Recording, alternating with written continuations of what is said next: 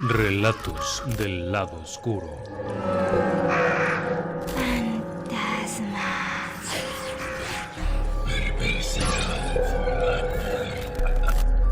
Relatos del lado oscuro.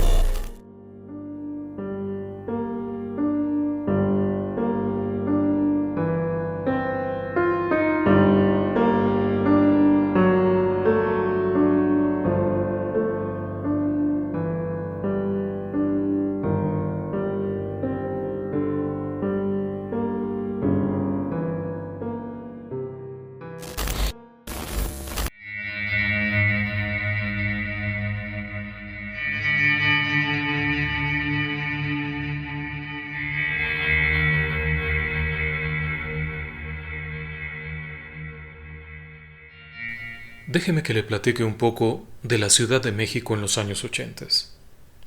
En los años 80, la Ciudad de México era una ciudad enorme, una de las más grandes del mundo, una ciudad bulliciosa, activa, con todo tipo de actividades, una ciudad además cosmopolita, con personas que venían no solamente de todas partes del país, sino prácticamente de todo el mundo, una ciudad que tenía una actividad comercial febril.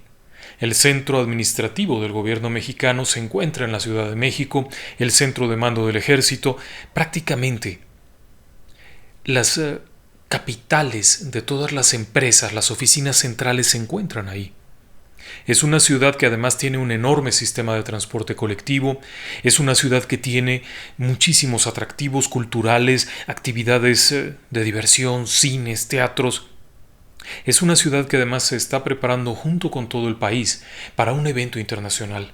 En 1986 México sería sede del Campeonato Mundial de Fútbol.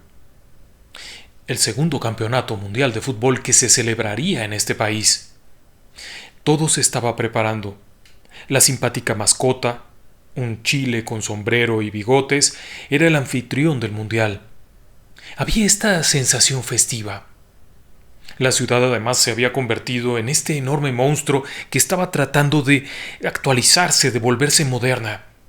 Desde muchos años atrás había comenzado un ímpetu renovador, un deseo de hacer una ciudad distinta, convirtiendo las viejas vecindades multifamiliares de carácter horizontal en modernos edificios verticales de alojamiento muy al estilo de Inglaterra, de Francia y de países desarrollados, en donde se concentraban muchísimas personas en espacios adecuadamente equipados, con servicios, etc. Este esfuerzo había generado también modernización en otros aspectos. También se habían modernizado muchas vialidades. La ciudad estaba haciendo un esfuerzo por convertirse en una ciudad moderna. Claro que había muchos problemas. La delincuencia era galopante, la contaminación ambiental, la falta de agua, el tráfico brutal para llegar a cualquier parte. Tenga en cuenta que muchas personas que se trasladaban a trabajar a la zona centro de la Ciudad de México provenían de la periferia. En ocasiones, para llegar al trabajo una persona tenía que salir de casa con 2 horas de anticipación para llegar a tiempo. Así que es compleja, es una ciudad muy compleja. Pero en el ritmo cotidiano, en el día a día, ir y venir, las preocupaciones, la economía, la gente va perdiendo la dimensión. Además había pasado la fiesta del 15 de septiembre. Es 1985 y todo es bullicio. Se acerca cada vez más la fiesta deportiva del Mundial México 86. Por todas partes hay anuncios y celebraciones. La gente está día a día avanzando, sin tener una conciencia clara de que la Ciudad de México es un monstruo en potencia. Es una ciudad muy antigua, que se construyó a una gran altura, 2.400 metros sobre el nivel del mar, sobre el antiguo lecho lacustre.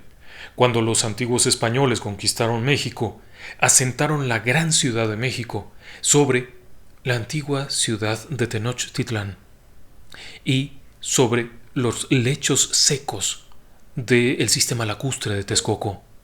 Esto significa que el suelo de la gran ciudad en realidad es una especie de gelatina. Es un suelo con muy baja capacidad de carga, muy flexible. Es evidente, con el paso del tiempo, que la ciudad tiene asentamientos. Los grandes edificios se ve cómo se van hundiendo, pero también las calles. Muchas de las calles principales tienen estas ondulaciones extrañas que reflejan que el suelo es muy, muy flexible y que además es prácticamente una gelatina. Y la gente no está muy consciente de esto y sigue su día a día. Septiembre de 1985. Las cosas marchan normalmente en la Ciudad de México. El barullo de siempre. A eso de las 6 de la mañana, la actividad es febril. Transportes por todas partes, autobuses, sistema colectivo metro, este tren anaranjado formidable que avanza para todas partes llevando millones de personas, autos, gente que comienza a caminar. Algunas escuelas inician clases a las 7 de la mañana, en tanto que las oficinas de gobierno abren sus puertas a las 9. Otras abren a las 8, pero la actividad ya está en pleno. 7 de la mañana. Algunas personas siguen en casa, sobre todo quienes viven en el centro y no tienen que salir temprano, pero el resto del mundo está en actividad. Muchos están ya en sus lugares de trabajo, otros en sus escuelas, los hospitales, todo el mundo está activo. 7:17 de la mañana, a 400 kilómetros de la Ciudad de México, en el Océano Pacífico, en las costas de Guerrero, se encuentran las placas tectónicas, la placa de Cocos que subduce, es decir, que se clava abajo de la placa continental. Durante mucho tiempo se ha estado acumulando una gran cantidad de energía en la forma de una fricción poderosa. Una placa intenta hundirse por abajo de la otra y la siguiente, la placa continental, la detiene. De pronto la carga es tal que se desliza. El deslizamiento produce una liberación de energía en forma de una onda sísmica equivalente a unas 32 bombas atómicas de Hiroshima. La onda avanza rápidamente al territorio continental, causando daños menores en algunas poblaciones bajas y rurales. Sin embargo, continúa avanzando rápidamente. Conforme llega a la cordillera que rodea la Ciudad de México, el terreno duro, rocoso, volcánico, es un terreno perfecto para la onda S, que inmediatamente se acelera y en cuanto llega al terreno de la Ciudad de México blando, gelatinoso, comienza a oscilar gravemente. A las 7:19, 2 minutos después de que se generara esa onda sísmica a 15 kilómetros de profundidad, que es muy superficial, la onda de choque ha llegado a la Ciudad de México. Son 7:19 de la mañana, cuando de pronto los edificios comienzan a moverse. Las personas se dan cuenta que está ocurriendo un sismo, pero no tienen idea de lo que hacer. Nadie se ha preparado para esto, a nadie le ha pasado por la cabeza que alguien tendría que aprender cómo evacuar un edificio, qué hacer, qué no hacer, cómo responder. La onda sísmica ha llegado y ha tomado a todos por sorpresa. Los edificios, las casas comienzan a moverse en este espantoso terreno blando de la Ciudad de México, provocando que se muevan de formas dramáticas. La aceleración que produce esto alcanza, en cuestión de instantes, hasta un 20% de la aceleración de la gravedad. ¿Qué significa esto? Que el edificio prácticamente recibe el esfuerzo que sentiría de estar cayendo de forma vertical. Es una carga brutal, repentinamente aplicada a los edificios. Conforme pasan los primeros segundos, las personas se sorprenden, se miran unos a otros, no saben qué hacer, si correr, si no correr. Existe el viejo rumor de que hay que ponerse abajo del quicio de una puerta, porque son los lugares fuertes, pero en los edificios grandes eso no es cierto. Por otra parte, muchas personas intentan salir corriendo, pero durante un sismo con esta aceleración es muy difícil sostenerse en pie, y nadie les ha indicado por dónde irse.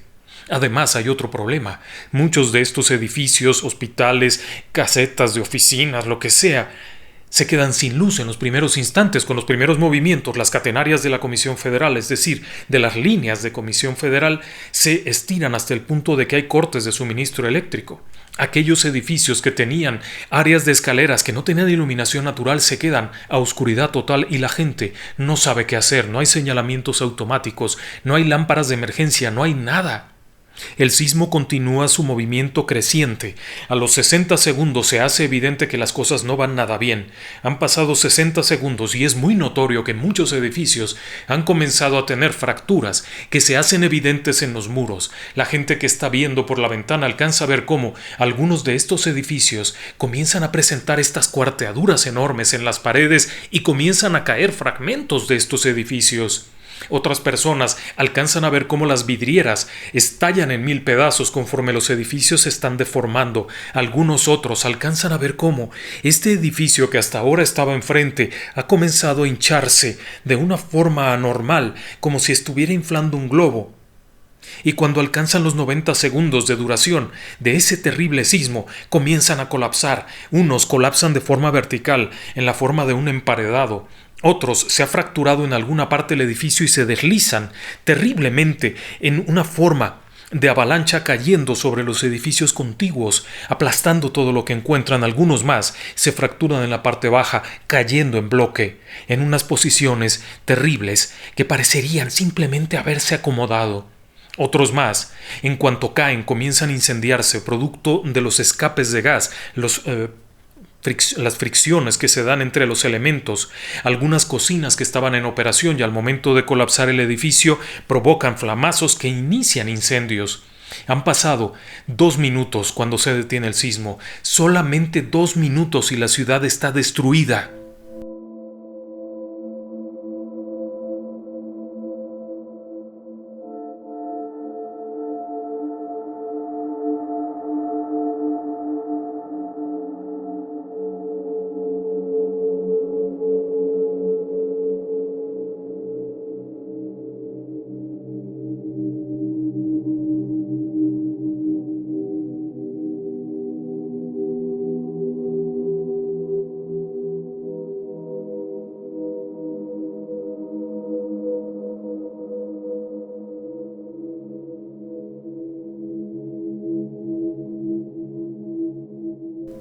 Las personas, muchísimas de ellas están atrapadas dentro de los inmuebles, en pequeños huecos dentro de sus departamentos. Otros muchos están muertos, han muerto instantáneamente. Pero lo que en realidad ocurre es que hay un caos total. Las personas no saben qué hacer, no saben si salir, si no salir. Muchos de ellos están en pánico. El hecho de ver que un edificio frente a ti colapse de forma súbita te deja en shock. No pueden moverse, se quedan paralizados. Muchos de ellos están en la calle parados, con el semblante cubierto de polvo, sombríos, no saben qué responder. Si les hablan no responden, están ausentes. El transporte se ha detenido porque las calles están colapsadas. Edificios grandes han caído bloqueando las avenidas, lo que hace que los autobuses se tengan que detener. Aquellos que han intentado algo más como llamar por teléfono no pueden. Las redes de telefonía han colapsado. Por todas partes se ven personas que caminan de una forma rara. Es un síndrome aquello, es el efecto de un shock. Muchos piensan que ha sido un ataque nuclear. Aquellos que iban, por ejemplo, a bordo de un transporte y no han sentido como tal el movimiento sísmico, al darse cuenta que están caídos los edificios piensan que estalló la guerra. Es la guerra, la tercera guerra, y el pánico comienza a crecer. Por su parte, las autoridades no tienen idea de lo que está ocurriendo. Por muchas razones, en parte porque también los edificios de gobierno han caído, no estaban en operación. No saben qué hacer conforme pasan los minutos. Es evidente que nadie está tomando ninguna acción. Conforme pasan las horas, se hace todavía más evidente que nadie está tomando ninguna acción. Pareciera que el gobierno de México de 1985 no existe. No hay ningún orden, no hay ninguna instrucción, no hay nadie en las calles, salvo la propia voluntad de quienes están ahí. De pronto ocurre algo que no se conocía. Algo que no se sabía que pudiera darse. Una persona camina, se sube en un montón de piedras y de restos de lo que había sido su edificio donde vivía su familia que está ahí dentro atrapada. Y comienza a quitar una a una las piedras. Es absolutamente inútil lo que está haciendo. Es una sola persona que apenas alcanza a agarrar una piedra y con los ojos llenos de lágrimas la avienta.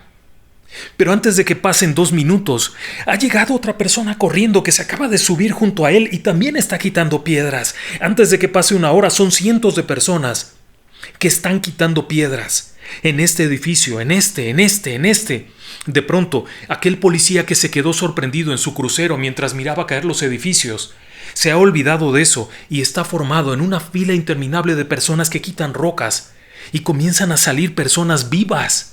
Y entonces ocurre que repentinamente una persona que tenía una constructora que estaba haciendo un edificio por ahí Comienza a repartir picos y palas, guantes, sogas, llega una máquina, llegan albañiles, personas de la construcción que se integran y comienzan a rescatar. Y los demás, las autoridades, no están. Están ausentes. Hay una orden por parte del Ejecutivo de que el ejército se mantenga en los cuarteles. Parecen no entender lo que acaba de ocurrir, pero conforme pasan las horas, no ha salido el ejército ni a patrullar ni a ayudar ni a nadie. A eso de las 7 de la noche, el 81 Batallón de Infantería rompe el protocolo, rompe la línea de mando y sale. Los soldados comienzan a apoyar, se integran en estas filas de personas que retiran escombros en un acto de desobediencia muy inusual, pero que finalmente ayuda a mantener un poco la confianza y el orden. Al mismo tiempo, asociaciones muy raras comienzan a unirse a esto. Aparecen los Boy Scouts. Sí, las asociaciones de Boy Scouts son campistas, son estupendos para esto, son jóvenes, son fuertes, se meten. Aparecen señoras cargando ollas con comida.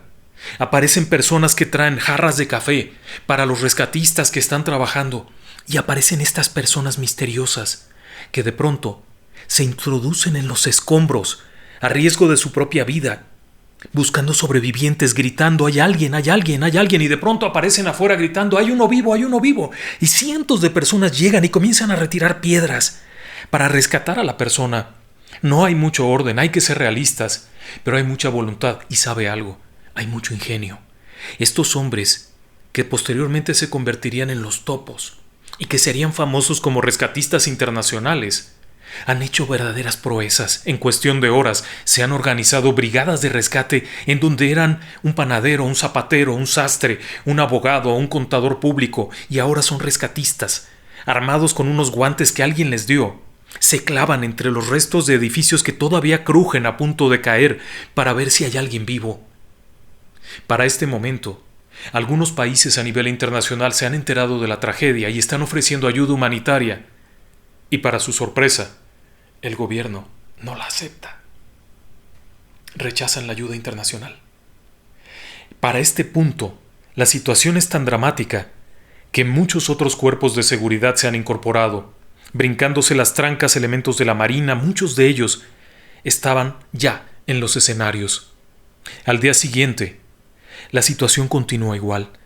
La dimensión de la tragedia se hace muy evidente. Por todas partes hay estos macabros letreros que van dejando los rescatistas que dicen muerto. Es decir, que en ese lugar hay una persona muerta. Pero cuando hay alguien vivo, inmediatamente llegan cientos de personas. El día siguiente, día 20 de septiembre de 1985, transcurre en una zozobra tremenda. La ciudad ha salido a las calles. Por todas partes se observa gente quitando piedras. Algunas piezas de maquinaria muy grandes han aparecido para levantar estas pesadas rocas, pero el primer censo es dramático. Durante el sismo han colapsado edificios verdaderamente claves. El Centro Médico Nacional tiene severos daños. El Hospital Juárez está colapsado. Televicentro, que era el sitio de transmisiones de una de las principales cadenas televisivas de México, ha colapsado. Paralelamente, otros hospitales tienen daños importantes, secretarías de gobierno, edificios famosos, hoteles, todos ellos están colapsados, algunos en llamas. Dentro del complejo Nonoalco-Tlatelolco, 3 secciones de uno de los mejores edificios del edificio Nuevo León han colapsado, con personas adentro. En la periferia, en la colonia Roma, la devastación es brutal. Casas que tenían 100 años están en los suelos, hechas pedazos. El daño es impresionante. Y la actividad continúa. Para este punto se ha dado la orden de que ya intervenga oficialmente la Armada de México, el Ejército, todas las fuerzas, que comiencen los patrullajes, pero también se hace evidente que no alcanza nada. Los servicios médicos están saturados, copados, tanto los privados como los públicos, incluso estados vecinos que han ofrecido su ayuda están saturados con heridos que llegan de la Ciudad de México. Son miles. Pero también los muertos. Conforme avanza el día, se han ido retirando de los escombros muertos en cantidades como no se podía entender. El Servicio Médico Forense de la Ciudad de México tenía una capacidad muy limitada, como para unos 70 cuerpos. De pronto tienen 2000. ¿Dónde ponerlos? Llevan los cadáveres a un estadio de béisbol. Cerca de una de las principales arterias de la ciudad se encontraba el estadio de los Diablos Rojos del México, conocido como el Parque Deportivo del Seguro Social, un estadio de béisbol, en donde se improvisa una gigantesca morgue.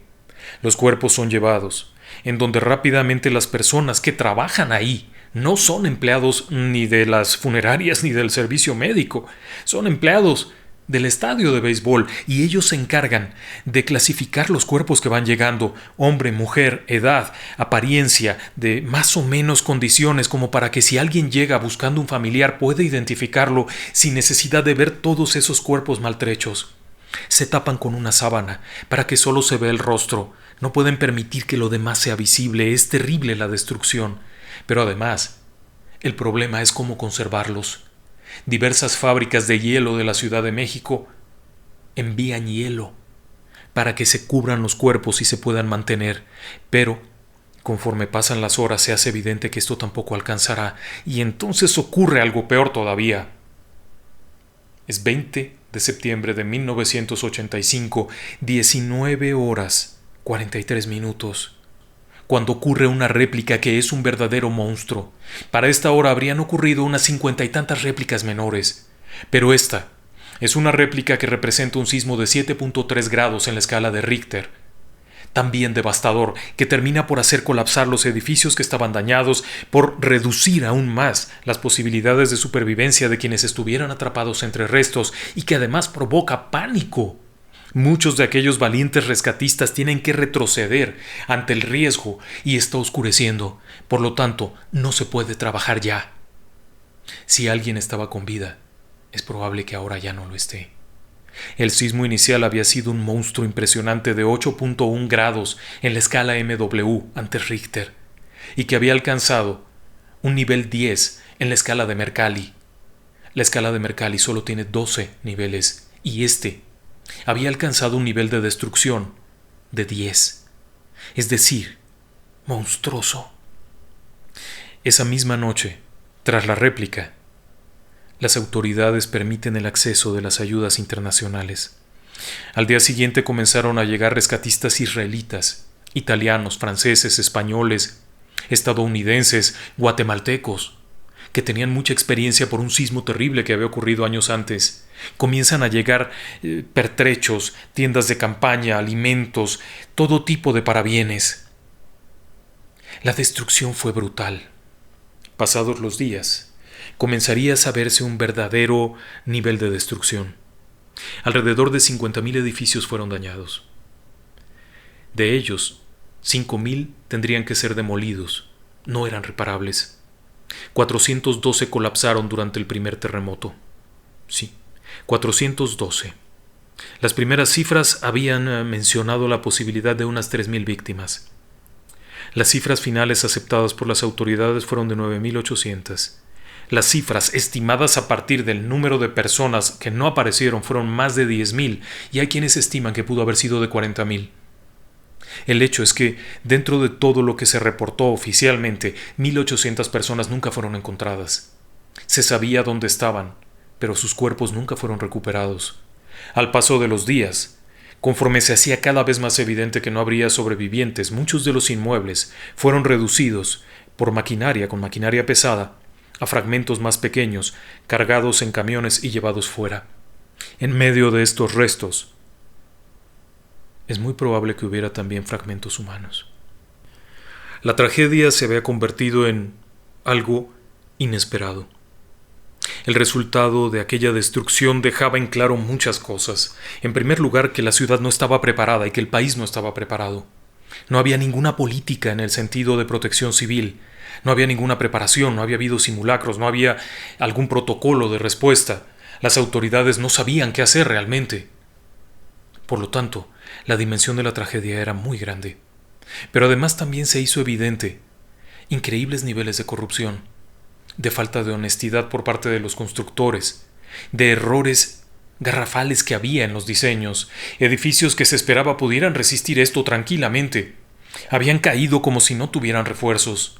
Posteriormente, durante los análisis realizados a las estructuras colapsadas, se hacía evidente que el constructor se había ahorrado dinero, y había colocado menos refuerzo del que debería de haber tenido, que la calidad de los materiales no era la adecuada, que se habían utilizado materiales de reuso, que se habían vulnerado los códigos de seguridad a cambio de obtener mayores ganancias, pero además que se había hecho todo esto solapados por las propias autoridades. Los daños de los edificios no correspondían, no debían haber sido así. Era evidente que algo había fallado y había fallado horriblemente, pero al mismo tiempo que se había dado esta generosidad enorme de la gente que había salido a las calles, que se habían convertido en los rescatistas, que habían superado por mucho al gobierno. Olvidé mencionar, por ejemplo, a los radioaficionados. Esta gente con sus radios comenzó a comunicar a la ciudad, usando radios de banda civil, dado que las comunicaciones se habían caído. Sirvieron para enlazar, para dar reportes, para comunicar informes, para todo esto. La sociedad civil se había crecido en una forma increíble, pero paralelamente también salió el lado oscuro. Cientos de personas que iban a depredar, a robar, que iban a sacar un cuerpo para ver si le encontraban algo, que iban a hurgar entre los escombros para ver si podían recuperar alguna cosa. Literalmente depredadores, carroñeros. Las autoridades intentaban contenerlo, pero había un problema. Algunos de estos carroñeros también eran autoridades. Fue una situación dramática. Pasada la tragedia, los resultados eran impactantes. Pero en medio de todo esto, nosotros no somos un programa que hable únicamente del aspecto trágico. Durante algún tiempo nos han estado pidiendo hablar de los fenómenos paranormales que rodearon el terremoto del 1985 en la Ciudad de México.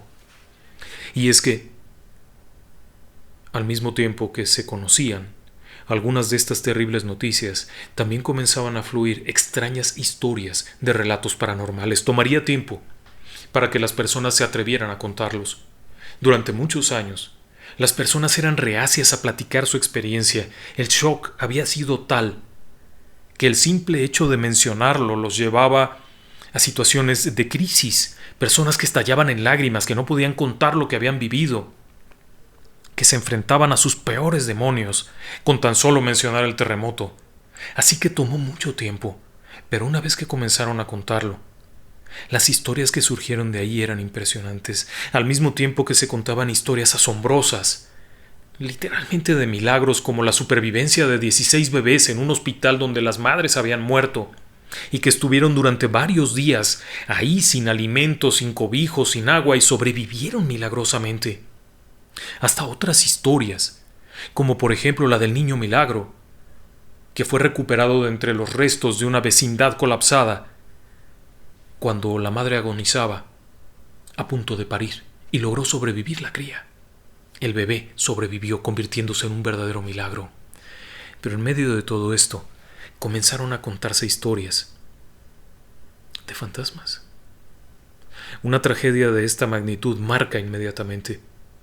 Si hacemos caso de las teorías paranormales, en donde el desconocimiento de la propia muerte, los temas pendientes, la necesidad de resolver algo, son motivo de una aparición fantasmal.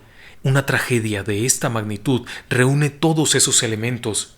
La persona cuyo edificio colapsó sin que pudiera darse cuenta de que estaba muriendo. La persona que sigue buscando a su esposa, a sus hijos.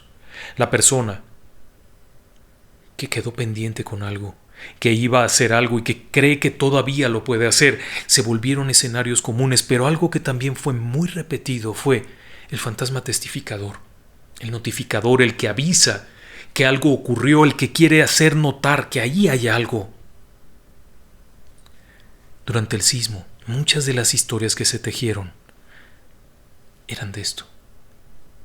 Una de las historias que nos tocó conocer fue la de un soldado, Martín.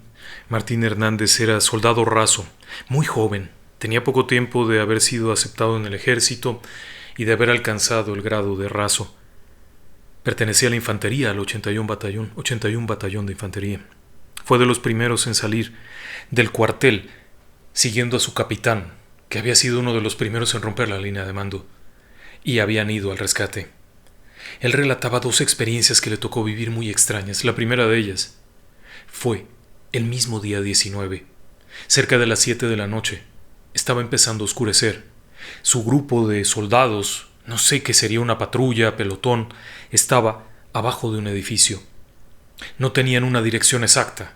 Estaban esperando alguna orden, algo para actuar, cuando de pronto uno de ellos, probablemente un cabo, levantó la vista y mencionó que arriba de un edificio había un hombre mayor. Era un hombre vestido como con una bata. Se veía elegante. Inmediatamente uno de los soldados que estaba ahí comenzó a gritarle: «¡Ey, espere! ¡Vamos por usted! ¡No se mueva!». Aquel hombre hacía una señal rara.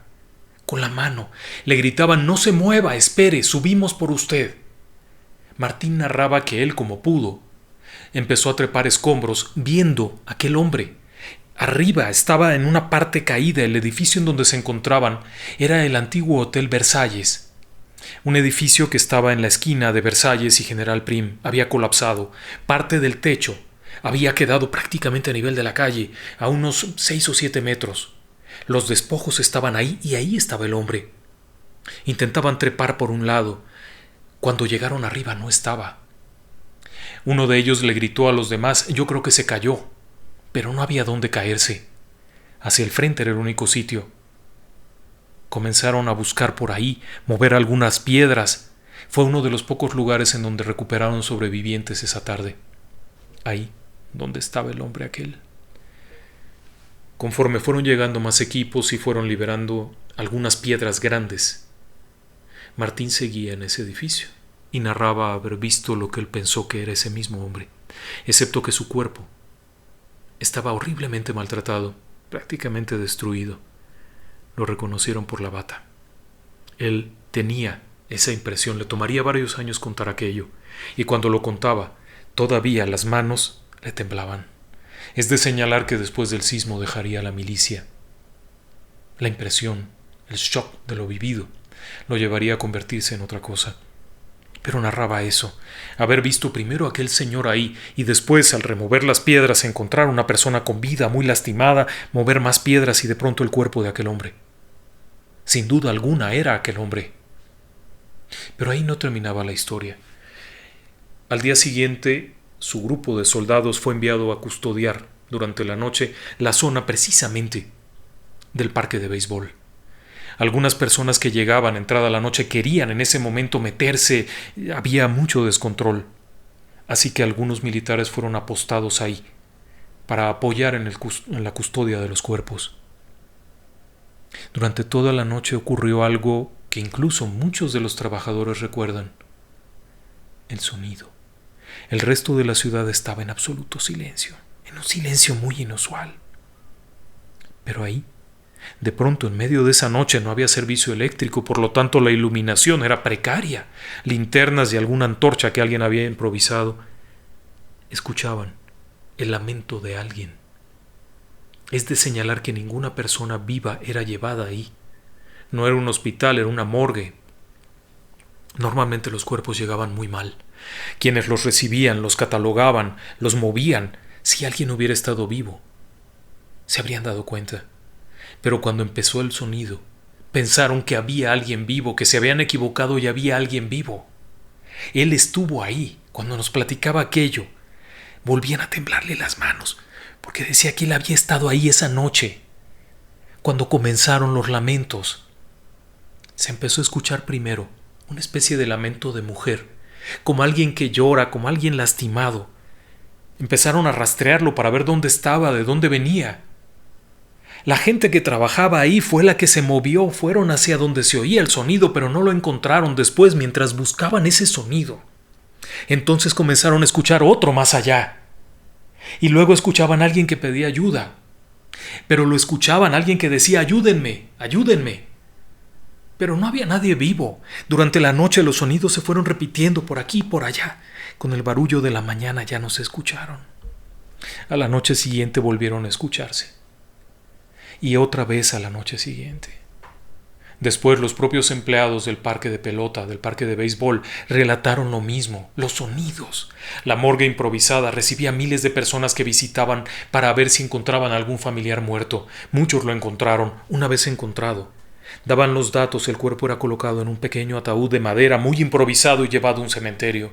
Muchos de los cuerpos estaban ya en descomposición y el olor era fétido, imposible de sostener. Aun con el hielo que proveían las fábricas de hielo, no alcanzaba para contener la descomposición, así es que muchos cuerpos fueron documentados y enviados a una fosa común y algunos posteriormente fueron recuperados por sus familiares. Este hombre narraba eso, el sonido. Oír primero aquel lamento de la mujer, la voz de ayúdame, el hombre que gritaba, el que se quejaba, los sonidos agrupados. En ese lugar, en un solo momento, llegaron a encontrarse 2000 cadáveres. 2000 cadáveres. Poco después de terminado aquello y pidiendo ser relevado, abandonó el ejército. Pero no es la única persona que contaba cosas, no. Por supuesto que no. Otro conocido platicaba una historia muy rara. Él había sido voluntario. Cuando inician los rescates, él llega junto con 2 o 3 parientes armados con palas, guantes, cubetas. Habían conseguido unos malacates para ayudar. Y comienzan a sacar los cuerpos, pero nadie se los lleva. Estaban tendidos a un lado en la banqueta, ahí con una cubierta que fuera una cortina o una cobija que habían encontrado, pero no fue nadie. No llegó ninguna ambulancia, no llegó ningún rescatista, nadie. Entonces de pronto llega un policía y les dice: los cuerpos los están llevando al parque de pelota. Así es que él toma su camioneta. Tenía una camioneta cerrada de pasajeros. Le llamaban ellos una carriol. Le había quitado los bancos de atrás para meterle herramientas. Así es que suben los primeros cuerpos. Él decía que lo primero que notó es que los cuerpos estaban muy lastimados. Los escombros al caer llevan piedras filosas, varillas, así es que eran cuerpos muy lastimados, por lo que pusieron un plástico y colocaban los cadáveres. Uno de sus amigos era un hombre muy religioso, así es que decía 2 o 3 palabras. Avanzaron, dejaron aquel cargamento de personas muertas, regresaron y ya había más cuerpos. Cuando terminaron, en otro edificio a unas cuadras de ahí también había cuerpos, así es que se ofrecieron a llevarlos. Durante 2 o 3 días la labor fue constante. Se convirtieron en una especie de carroza fúnebre improvisada. Mientras que algunas pocas ambulancias operaban llevando heridos con verdadera urgencia, ellos hacían una labor humanitaria de recoger cuerpos que de otra manera habrían estado expuestos. Cuando terminó la operación, enfermo, cansado, terriblemente agobiado, porque además conforme pasan los días el olor era insoportable, la descomposición avanzaba. Vuelve a su casa. No había ido en varios días, así es que está evidentemente muy sucio, huele muy mal, está muerto de cansancio. Tras estacionar la camioneta fuera de su casa, entra, se disculpa por no saludar a nadie y se va directo a un baño para lavarse y quitarse todo aquello. Cuando sale, su esposa está afuera. Está junto a la puerta, pegada al baño, viéndolo. Él le pregunta que qué ocurre, a lo que ella responde: tengo miedo. No te preocupes, no va a pasar nada, la casa no sufrió ningún daño, estamos bien. No es por eso. Tengo miedo, porque hay algo afuera. ¿Cómo que hay algo afuera? Hay algo en la camioneta. Este hombre se acerca y efectivamente, adentro de la camioneta y un poco afuera decía que se veía algo, como si hubiera formas humanas pero no muy claras, como si fueran siluetas extrañas. No quiso prestar atención, le pidió a su esposa que no hiciera mayor alarde de aquello por los niños. No pudieron dormir toda la noche. Al día siguiente se sube en la camioneta para ir a seguir con la labor de ayuda. A mitad del camino la camioneta se apaga, se prende, comienza a sentir una presión extraña él en su cuerpo, un agobio. De pronto era un frío espantoso que no podía respirar porque el frío lo heló a tal punto. No podía conducir porque las manos se le hacían así por el frío. Decide pararse, se baja, camina varios metros para allá, lejos de la camioneta, y comienza a recuperarse. Después regresa e intenta subirse y otra vez lo mismo. Logra llegar a un punto del camino en donde vivía un amigo suyo de mucha confianza que había estado con él en el rescate y le explica lo que está ocurriendo. Aquel amigo, que era un hombre muy religioso por cierto, comienza a hacer oración y a bendecir la camioneta. Logran llegar a donde iban, pero ambos llegan muy mal. Cuando intentan regresar, porque no eran de gran ayuda ya, a lo largo de todo el camino fueron sintiendo lo mismo. Se escuchaba aquello otra vez. Este hombre decía que él no escuchó lamentos. Él lo que escuchaba era gente hablando atrás. Pero una camioneta es un vehículo, es un auto cerrado en donde hay 3 asientos, y escuchaba como si hubiera personas atrás de él hablando, pero no entendía lo que decían. Fue a tal punto la situación que en un cierto momento, esa misma noche, cuando todo estaba en silencio, salió de su casa, se subió a la camioneta y comenzó a hablar con ellos, a explicarles que él no podía ayudarlos, que él ya había hecho lo que había podido, que los había ayudado llevando sus cuerpos al anfiteatro, pero que ya no podía hacer más y que ahora lo estaban afectando. Después de eso se puso a hacer oración. A la mañana siguiente llegó su amigo y juntos hicieron una oración, dedicaron misas, llevaron la camioneta a bendecir y después la vendieron. Aquello seguía ocurriendo. Se supone que después dejó de pasar. La persona que compró la camioneta nunca se quejó de eso, pero narraba que fue una experiencia aterradora y no era algo personal. Varias personas vieron lo mismo y oyeron lo mismo. Otro de los casos extraños fue el de un camionero. Cuando ocurre el sismo, una persona de aquí de Puebla trabajaba en una construcción cerca de una de las zonas más afectadas de la colonia Roma y cuando empiezan a remover escombros se hace evidente que se necesitan camiones para cargar las piedras que iban retirando y llevarlas. Algunas máquinas pesadas, trascabos, etcétera, comienzan a llegar, payloaders que se llaman, cargadores frontales, comienzan a cargar gruesos montones de escombro directos de los edificios y los llevaban a tirar a diferentes zonas. A él le tocaba en una zona del bordo, no recuerdo cómo le llamaban. En más de una ocasión, al volver la caja, al vaciar la caja, se notaba que iba algún resto orgánico, algún resto humano. Y entonces la gente que estaba ahí comenzaba a buscarlo. Durante mucho tiempo siguió teniendo la sensación de que estaba acompañado. Cuando se subía al camión para ir a trabajar, en su viejo camión amarillo, pintado a la usanza de la antigua Scop, a su lado sentía que alguien estaba. Llegó a tal punto la situación que una de esas madrugadas, uno de sus compañeros de trabajo, cuando llegaron al depósito a cargar, le preguntó quién venía con él. Y se lo preguntó, no porque tuviera curiosidad de saber si venía acompañado, sino porque la persona que venía junto de él tenía una apariencia terrible. Desde el otro camión, el otro conductor alcanzó a ver a una persona ensangrentada, totalmente dañada del rostro, sentada junto. Fue tal su espanto que le dijo al otro, no te subas, hay un fantasma en tu camión. El camión dejó de usarse pasado algún tiempo y terminaría aquí en Puebla, en la capital del estado de Puebla, abandonado en unos terrenos, porque nunca se pudo volver a usar bien por las situaciones que había alrededor de esto. ¿Extraño? Déjeme que le platique otra historia. Don Juan, un pariente de nosotros, fue testigo directo de uno de estos casos. Se encontraba muy cerca del centro de la ciudad.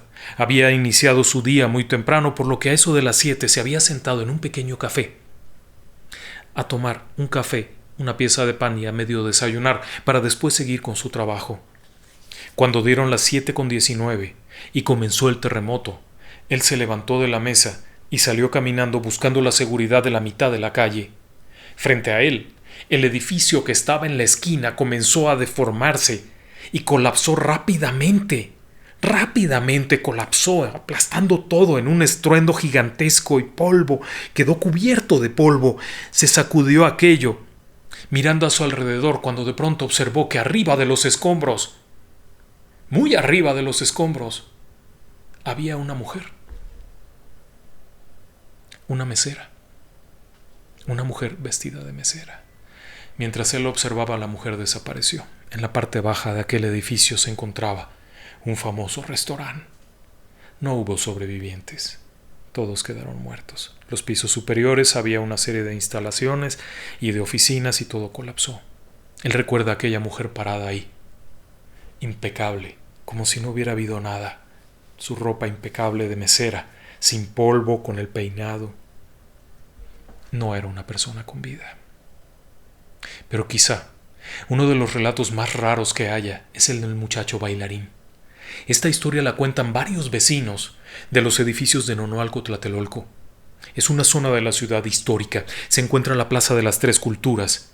Esta plaza fue escenario de masacres durante la época de la conquista y después en 1968 en México. De 1968 fue escenario de una revuelta estudiantil que terminó en masacre cuando soldados, paramilitares, guardias blancas dispararon contra civiles desarmados. Todo esto en una explanada que está franqueada por edificios. Uno de estos edificios era el edificio Nuevo León, que colapsó durante el sismo. 3 módulos cayeron, matando muchas personas. Pasado el terremoto, algún tiempo después, las personas comenzaron a notar algo inusual. En la plaza veían a un hombre joven, a un muchachito, bailando. No se escuchaba ninguna música, no había música, pero se veía este muchacho como bailando. No es que bailara algo rítmico, sino como que repetía los pasos de algo. Jalaba para un lado, para otro, corría, hacía una serie de figuras y después, al llegar hacia una cierta zona, desaparecía. Las personas lo vieron en diferentes departamentos de los demás edificios que sobrevivieron a través de sus ventanas. Algunos de ellos se comunicaron aquello y comenzaron a hablar. Ninguno sabía exactamente por qué, pero lo habían visto, y además era una visión que duraba bastante tiempo. Algunos aseguran que hasta 20 minutos, pero nadie tenía el valor de ir y acercarse. Hasta que un buen día, una mujer dijo: esa alma no descansa, ese joven no encuentra el reposo, es un muerto. Y fue, y a viva voz, sin acercarse mucho, le explicó que estaba muerto, que su tiempo se había terminado, que siguiera su camino. Algún tiempo después concluyeron saber de dónde venía aquello. En ese complejo Nonoalco Tlatelolco se encontraba un teatro. El teatro, Antonio Caso, estaba preparando una obra de teatro que se llamaba Alicia en el País de las Maravillas en patines. La obra incluía un reparto de jóvenes que bailaban y patinaban. Eran personas de la sociedad, no eran actores profesionales. Muchos de ellos vivían en el edificio Nuevo León. Suponen que alguno de ellos seguía ensayando para su puesta en escena. Y la muerte lo alcanzó, y él no se dio cuenta. Pero quizá uno de los casos más dramáticos y más controversiales, por supuesto, sea el caso de Monchito. El caso de Monchito es un caso que le dio la vuelta al mundo, se volvió noticia internacional, se volvió terrible. La historia comenzó cuando de pronto, en una zona de la ciudad, en donde se encuentra la calle Venustiano Carranza del número 148, antigua calle de las Capuchinas, cerca del Gran Mercado de la Merced, un hombre comenzó a pedir auxilio. Su padre y su hijo, de apenas 9 años, habían quedado atrapados debajo de los escombros. Este hombre gritaba suplicando que alguien lo ayudara. El niño se llamaba Luis Ramón Nafarrete Maldonado. 9 años. La situación era muy compleja. El niño, junto con su padre, su madre y 2 hermanos, habían llegado de Cozumel un par de días antes. Trabajaban en hoteles los padres. Habían llegado a la Ciudad de México de visita. En ese lugar vivía el abuelo y una tía. El abuelo vivía en la parte baja, la tía vivía arriba. La mamá y 2 hermanitos chiquitos se habían quedado con la tía, junto con el papá. Abajo, en el departamento del abuelo, en la parte del abuelo, en una vecindad, se había quedado el niño de 9 años. A las 7:19 de la mañana, el sismo no derribó la vecindad, pero derribó el edificio contiguo. Un edificio textil que colapsó, era un edificio de 8 pisos, colapsa y aplasta la vecindad. El estrago es tremendo, pero providencialmente, la mamá, el papá y 2 pequeños, junto con la tía, logran salir caminando del departamento. pero el abuelo y el otro pequeño, Luis Ramón, están atrapados. Comienzan a pedir ayuda. Llegan rescatistas, pero no logran encontrar señales. Siguen adelante y durante los días siguientes la situación se vuelve más tensa porque el padre no se retira de ahí, pasa los días completos ahí pidiendo ayuda. Los rescatistas se retiran, es el 2 de octubre, han pasado muchos días y consideran que no hay posibilidades de supervivencia. Pero además determinan que tampoco había personas muertas atrapadas dentro porque no había evidencia cadavérica. Ojo a este detalle. Estos suponen que al no haber mal olor y no haber moscas, es que no hay cadáveres ahí, por lo tanto se retiran. Pero el padre no acepta esto y sigue pidiendo ayuda, y cuando pasa por ahí el quinto grupo de rescatistas del Voluntariado Nacional les suplica que revisen. Y entonces ocurre algo muy raro. Los rescatistas mexicanos, estos jóvenes, habían improvisado equipos de escucha, equipos industriales normalmente utilizados para escuchar maquinaria, para escuchar mecanismos que no operaban bien, habían sido improvisados para escuchar dentro de los restos de los edificios. Algunos otros sí eran equipos profesionales para rescate, pero en este caso introducen los equipos y preguntan: ¿hay alguien ahí? Y todo el mundo se queda callado. En el exterior se pide silencio para escuchar si existe algún tenue sonido. Según se describió en ese momento, los rescatistas del quinto grupo del del Voluntariado Nacional escucharon movimiento, y entonces uno de ellos se metió al hueco, a un agujero ahí, y gritó: «¿Hay alguien vivo? Si no puede hablar, dé 2 golpes». Pa, pa. Si es niño, dé 2 golpes. Pa, pa. ¿Hay alguien más? 1 golpe es sí, 2 golpes no. No, 2 golpes. Y entonces comienza el barullo y comienzan a llegar personas y les dicen que hay posibilidad de alguien vivo, un niño. El padre se desborda en una locura cuando recibe la noticia. Para ese momento ya se había retirado, pero cuando le avisan de esto, regresa, se acerca, y uno de los rescatistas del Servicio de Voluntariado Nacional le pone los audífonos y grita: «¿Hay alguien vivo? Dé 1 golpe», y escuchan 1 golpe. El papá le dice al rescatista: «Mi hijo se llama Ramón, le decimos Monchito».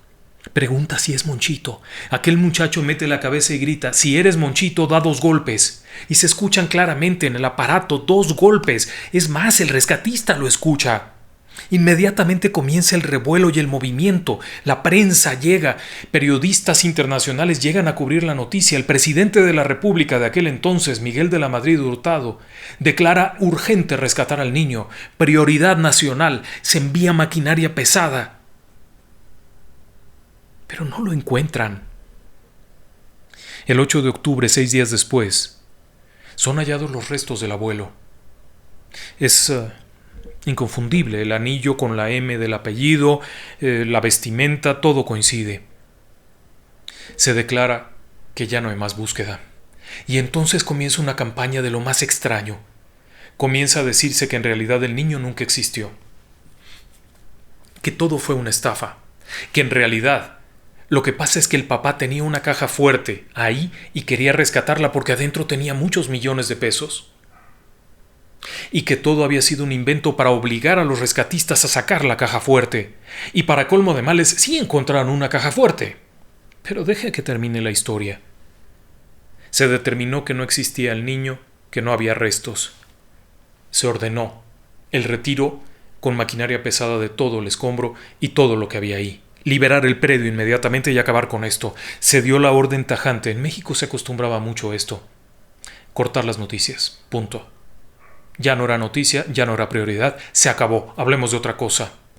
Se dijo que el padre había engañado, que era un fraude, que todo había sido un engaño, que nunca existió, se le llamó el niño fantasma que nunca existió. ¿Sabe algo terrible? La caja fuerte no era del papá del niño. La caja fuerte estaba en la oficina del contador de la textil que estaba en el edificio de 8 pisos. Cuando colapsó fue a dar a la vecindad. La reclamaron los dueños del edificio, los dueños de la textil. En su interior había 12 millones de pesos. El padre del niño jamás habría podido reunir esa cantidad, era un empleado hotelero que se estaba cambiando de empleo. Segundo, el niño sí existió, Muchos años después la hermana ha hecho las declaraciones y ha precisado exactamente quién era su hermano, cuántos años tenía, cómo era. Acreditó la existencia del pequeño. No era un mito, sí había un niño y sí tenía 9 años. Pero quizá la nota más interesante de todas es una nota que publicó un fotoperiodista que estaba ahí. Cuando encontraron los restos del abuelo y los retiraron, uno de los rescatistas informó que a unos 3 metros, dentro de una oquedad, se encontraban los restos del niño. Pero ese niño nunca había estado vivo. Es decir, en el momento del colapso, había muerto. Por lo tanto, nunca había podido dar los golpecitos. El abuelo tampoco. El colapso de la estructura había acabado con él inmediatamente. La manera en la que los restos estaban, la falta de una evidencia de actividad biológica. Normalmente una persona que está prisionera entre restos tiene la necesidad de orinar y de defecar y de moverse. En este caso el cuerpo no se había movido, no había tenido funciones biológicas, estaba muerto desde el primer momento. Pero el niño también lo estaba. No lo quisieron rescatar.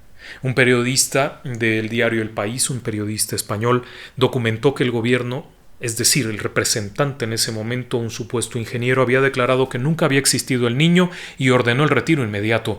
Querían acabar con aquello. No podía ser que el presidente de la República hubiera dado una orden tajante de liberar al niño y no lo hubieran podido hacer. Así es que acabaron con la historia. Para muchos periodistas siguen repitiendo la historia de que nunca existió el niño, pero nunca han leído lo que se dijo en ese día. Nunca han prestado atención a lo que declaró la hermana, a lo que declaró el padre. Allí había una persona. Lo asombroso es que durante varios días siguió la comunicación. Los testigos eran voluntarios del voluntariado nacional, muchachos que se clavaron en agujeros arriesgando la vida para buscar sobrevivientes. ¿Qué necesidad tenían de mentir? Se dijo que era psicótico, que había habido una especie de psicosis colectiva que los había llevado a creer eso. Los aparatos no mienten. Un aparato de escucha no escucha lo que tú quieres creer. Escucha lo que hay. Y en este caso varios testigos lo oyeron. Para muchos, el niño estaba muerto desde el primer momento, pero seguía pidiendo ayuda. Un fenómeno paranormal. Para otros, todo fue un engaño.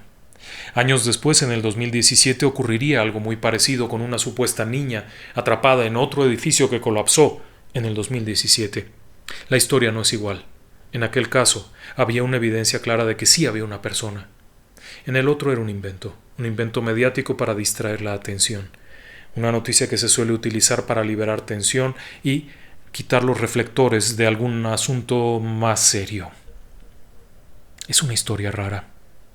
Irónicamente, 32 años después, justamente el día 19 de septiembre, México sería nuevamente golpeado por un megasismo de dimensiones brutales. Afortunadamente, quizá la preparación, quizá la mayor conciencia, quizá la mayor seguridad en las estructuras llevó a que el número de víctimas fuera mucho menor. Pero fue una de esas situaciones extrañas. El sismo de 1985 no se puede olvidar. Vive en la memoria de quienes estuvimos ahí. Vive en la memoria de aquellos que involuntariamente o de forma casual se convirtieron en héroes y que a partir de ahí han viajado por todo el mundo ayudando. El grupo de los Topos de Tlatelolco ha estado presente en muchos siniestros mundiales, arriesgando la vida de forma voluntaria para rescatar a alguien a quien ni siquiera conocen. Hubo héroes que arriesgaron todo por alguien que no sabían ni siquiera cómo se llamaba, que nunca les pudo dar las gracias, que nunca les pudo ofrecer una taza de café, nada. Y sin embargo no iban detrás de eso. Iban en un extraño comportamiento de solidaridad que no se había dado nunca.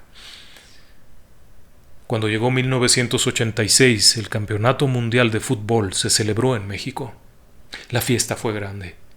La gente celebraba estar viva. Celebraba lo que había ocurrido a pesar de la tragedia, celebraba la comunidad de los mexicanos. No se ganó el campeonato mundial. Eso nunca va a ocurrir, o quién sabe si algún día ocurra. Pero el hecho es que aquella terrible jornada dejó un legajo para la posteridad enorme, y hoy hay que recordarlo, hay que aprenderlo, hay que repetirlo. Si no es en México, es en otros países. Hay gente que nunca ha oído de esto. pero tienen que entender que cuando ocurre puede ser catastrófico. Sabemos que Chile tiene una historia de tragedias similares, sabemos que Guatemala la tiene, sabemos que El Salvador, sabemos que muchos países del mundo la han tenido, pero muchos otros no. Y cuando ocurre, más vale estar preparados. Muchas gracias. Buenas noches.